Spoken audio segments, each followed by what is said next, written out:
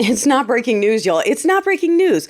Daddy Doo-Doo wanting to pull the United States from NATO and the UN is something he said multiple times during the Mother Lovin' campaign. This is not news. This is not news. And I told you why. If you follow me, then you already remember that we talked about how his stupid little app is banned in a handful of European countries because he uses it to spread misinformation and hate. So they said, you can't do that here. And if you want to be here, you have to follow regulations. He said, I'm in the process of purchasing America. And when I'm done, I'm going to pull it from these organizations if you don't allow me to put my little propaganda app into all of your countries so I can tell everyone that schmaziism is on the rise. Okay, that's what it's about. All right, that's what it's about. It's not breaking news. He said it during the campaign and he's saying it again right now. Okay, not breaking news. This is part of the problem. This is part of the problem. And while they're over there doing dumb stuff like that, which has purpose, okay, the White House meeting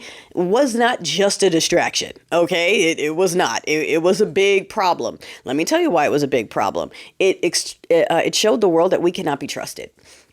A lot of you don't understand why that is a thing. Well, when I say a lot of you, not y'all, you know who I'm talking about. You know the people I'm talking about. A lot of folks who are not interested in history don't know that we had Ukraine give up their nuclear capabilities, and in exchange, we were supposed to protect them. So basically, what we just did was, in an attempt to embarrass someone else, we embarrassed ourselves, and we showed the whole world that we don't hold our promises. We don't keep our word. We will even turn on our own ally. We will turn on someone that we told to give up their defenses. Okay? That's why this is kind of a big deal. That's why multiple countries are pissed. That's why Norwegian refuel stations aren't refueling American ships right now in the middle of the ocean, which, I mean, I know I'm going to say it's terrible, but it's also great. I'm happy that the rest of the world is doing something, because we are sitting here under an entire government that is nothing but Ruski assets, every single one.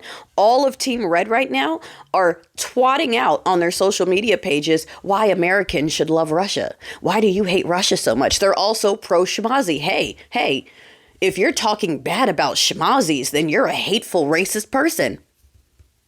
If you don't like Shmazis, you're hateful. That's un-American. That is the narrative of their bots right now. Shmaziism is American. Americans hate Russia because of Hollywood. That's what Butch Body's saying. You ever notice all the movies tell you Russia's bad? It's almost like you've been told to hate Russia. That's Team Red right now. Okay, this is not breaking news. This is not breaking news. Every single one of them is bought and paid for. And while they're making a big stink, you saw FBI is back there scrubbing certain files, you know, the information that was supposed to come out that didn't come out.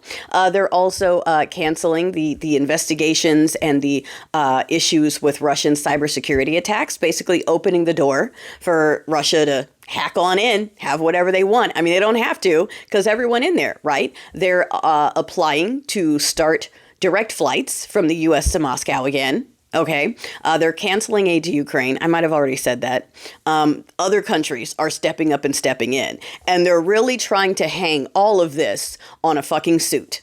They are really trying to convince people around the world that not showing up in a suit was worth what they did, was worth them bringing a team of bullies to try to humiliate the president of the Ukraine, who is a fucking international hero at this point, a true leader, a true man, everything that they wish they could be. And you want to know proof of how we know that? Because they needed a room full of men to come against him. He had to bring backup, and then they had to bring even more backup just so they could all gang up together to laugh and giggle. They couldn't even go one-on-one. They couldn't even go toe-to-toe with President Zelensky because they're weak sauce and soft. Okay? And that's who the alphas and the steeple people who should be barricaded in their buildings today are cheering as examples of leadership. And yeah, but it's not breaking news. None of it's breaking news. Okay, since the 80s, we've known certain people are operatives, and their entire team of operatives are now in charge of all of our information. And a bunch of folks are still waiting to see how much worse it can get before they get mad, because the Ray is strong.